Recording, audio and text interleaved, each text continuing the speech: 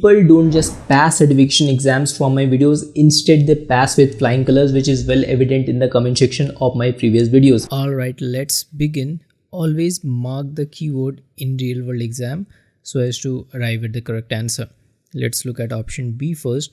B says transfer all on-premises data and apps to Azure Cloud. Since there are mechanisms like conditional access or virtual desktops where we can access companies' data and apps without migrating to Azure Cloud, so this option, that is transfer or migration, is not the suitable option. We'll reject this. Let's now move to option C. Option C says make companies' data and apps publicly available. This is suspicious. Publicly available for some time, then revoke. So making companies' data publicly available would perhaps get the security architect fired one day from the office, right? So we definitely don't want this. C is out. Let's now move to option D. D says use VPN to access data and apps. VPN is not the best solution as compared to virtual desktop for scenario asked in the question, hence incorrect choice. If we look at the official documentation for Azure Virtual Desktops, it's written bring your existing RDS and Windows Server desktops and apps to any computer, virtualize both desktop and apps, manage desktops and apps from different Windows and Windows Server operating systems with a unified management experience. Hence, we'll lock option A, use Azure Virtual Desktop, Defender for Cloud Apps and Azure AD Conditional Access as the correct answer for this. Alright, interesting question related to Azure policy effects. We'll look at option A first. A says deny. So deny will send the compliance report as non-compliant, hence incorrect choice. We'll look this in a while in official documentation.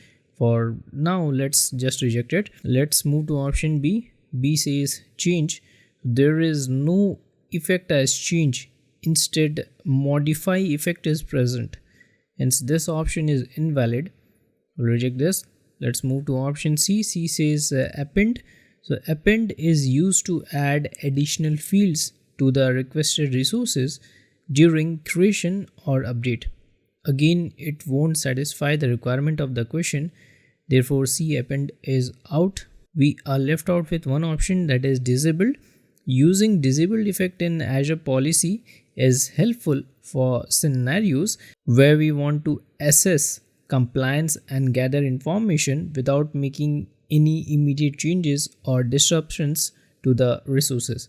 This looks good. Let's look at the official documentation. If you're having confusion regarding deny, it's written during evaluation of existing resources. Resources that match a deny policy definition are marked as non-compliant.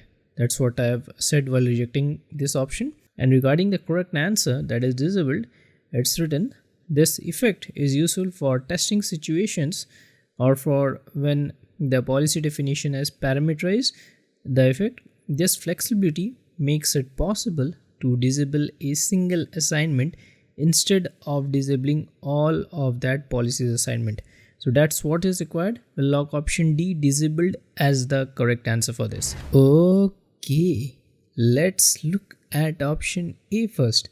A says turn on self-healing in Microsoft 365 Defender. Self-healing capabilities in Microsoft 365 Defender can automatically detect, investigate, and even remediate security threats which would otherwise require manual intervention by SOC analyst as required by the question here. By automating these processes, we can minimize the operational load on tier 1 analyst and allow them to focus more complex situations or security issues. This can be the potential answer. We'll park this. Let's look at option B, C and D together. B says turn on built-in compliance policies. C says automate classification of data. D says use Microsoft 365 Defender to create hunting queries. These options doesn't specifically target the operational load on tier 1 SOC analyst in the same way like option A does. Therefore, option A looks to be good because enabling self-healing in Microsoft 365 Defender is better among these, that is B, C and D. A being the better option, we'll keep this. Let's verify this in the community post, as I always verify my answers. So it's written self-healing is an integral part of Microsoft 365 Defender that automatically investigates and remediates potentially compromised assets, identities, mailboxes, and devices by orchestrating signals and remediation actions across workloads. That's what is required. We'll lock option A, turn on self-healing in Microsoft 365 Defender, as the correct answer. Alright, we are at question number 4. Let's first look at option A. A says the Azure storage account. If we read the question is related to security and not storage services. Hence, we don't need storage account. This is out. Let's move to option B. B says logic apps. So, workflow automation feature of Microsoft Defender for Cloud can trigger consumption logic apps on security alerts, recommendations, and changes to regulatory compliance.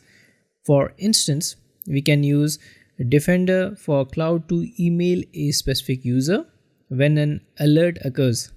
To achieve this, we would create a logic app using Azure Logic Apps. So this can be the potential answer. We'll park this. Let's look at option C. C says Azure Functions. So using Azure Function apps would require more development effort, which is against the objective of the question, because if you read here, minimize the development effort. As compared to logic apps, Azure Functions would require more development effort, but it will again meet the solution, but that's won't satisfy this requirement of the question. On that ground, I will reject option C because option B, Azure Apps Logic Apps, is currently the better option. Now let's look at option D. D says all the above. It cannot be all the options since we have already rejected option A and C. D is automatically incorrect.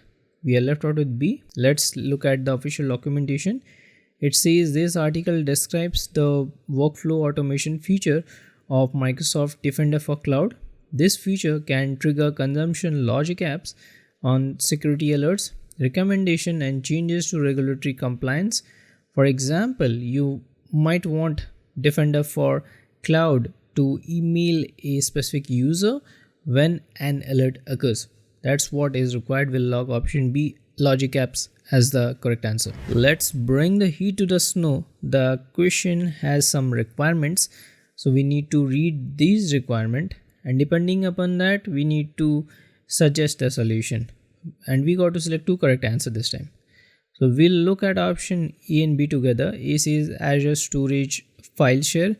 B says Azure Disk Storage. Azure Files supports identity-based authentication for Windows file shares over SMB using 4 methods. Azure ADDS authentication. Second is on-premises ADDS authentication. Third is Azure AD Kerberos for hybrid identities. And fourth one is AD Kerberos authentication for Linux client. We'll look these in the official documentation. Please don't worry. So therefore, option A and A, Azure Storage File Share, and option B, Azure Disk Storage, these are the incorrect ones. So we'll reject this. Let's look at the official documentation. It's written Azure File supports entity-based authentication over SMB through the following methods. You can use one method per storage account. Here are the 4 storage account methods. You can have a read at this, and in the interest of time, we'll lock option C, Azure Storage Blob Container, and option D, Azure Data Lake Storage Gen 2 as the correct answer. This seems to be a brainstorming question.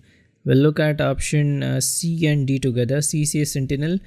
D says Azure AD Privileged Entity Management, also known as PIM. So Sentinel and PIM are not on the list to increase secure score. The question is about increasing secure score. So as per the official documentation, Sentinel and PIM are definitely not the correct answers. to increase secure score. We'll look this in the official documentation, but for now just let us reject these. Quick tip for the exam: if you get questions related to increasing secure score, then think about different kinds of firewall like Azure firewall or Azure web application firewall, and you should get your answer. If you look at the official documentation, it's written your secure score is based on the number of security recommendations you have completed. To decide which recommendations to resolve first, look at the severity of each one and its potential impact on your secure score. And on the another page, it's written the different kind of firewalls. You can have a look at these, and here all again we have the firewalls here for the same page. Many I've seen query how to find this official documentation. Just Google this, that is Defender for Cloud, like write exactly like this: Defender then cloud, then space recommendations reference space Microsoft. So if you search this in Google, you'll definitely get this page. So that's how you search for official documentation. We'll lock option A and B as the correct answer for this. Alright, this seems to be straightforward question. The question is about enforcing ISO 27001:2013 standards. So we know that Azure policy helps to enforce organizational standards and assess compliance at scale. Azure policy also helps to bring resources to compliance through bulk remediation for existing resources and automatic remediation for new resources. We'll keep option A and reject the rest. Just remember, quick tip for the exam, that when we need to enforce any kind of standards, just think about Azure policy. If we look here in the official documentation, it's written Azure policy helps to enforce organizational standards. There's a keyword, organizational standards. That were, as per the question, it was ISO something. So just remember, if any kind of ISO or anything is there, that is organizational standards, then Azure policy is the correct answer. We can have a read at this article. It will be helpful. We'll lock option A, Azure policy, as the correct answer for this. Alright, another straightforward question. The question is about reviewing the current subscription for NIST 851 compliance. The first step in reviewing the Azure subscription for NIST 851 compliance is to add the NIST 851 regulatory compliance standard in Defender for Cloud. This will allow us to see if the subscription meets the requirement for NIST 851 standard. Hence we'll keep option A, that is add regulatory compliance standard from Defender for Cloud, and reject the rest. If you look at the official documentation, it's written to assign regulatory compliance standards on Azure, navigate to Microsoft Defender for Cloud, then select regulatory compliance, and the third step is select manage compliance policies. So you can try this hands-on. There's a diagrammatic representation of it as well to check this. We'll lock option A, add regulatory compliance standard from Defender for Cloud, as the correct answer. Alright, we got a unique question type. Let's mark the keyword. You got to read the question carefully for this type, and for these options in real exam you'll get some kind of drop down where you need to select the answers. So it's kind of fill in the blanks. The scenario is mentioned here, like one scenario and the second scenario, and according to that you got to select the answer. So we'll first focus on box 1, that is scenario 1. It says integrate Sentinel with a third-party security vendor to access information about malware which are already known. So we know that in order to integrate Microsoft Sentinel with third-party security vendors to access details about known threats, we need threat intelligence connector, which is this one. Hence we'll mark threat intelligence connector here.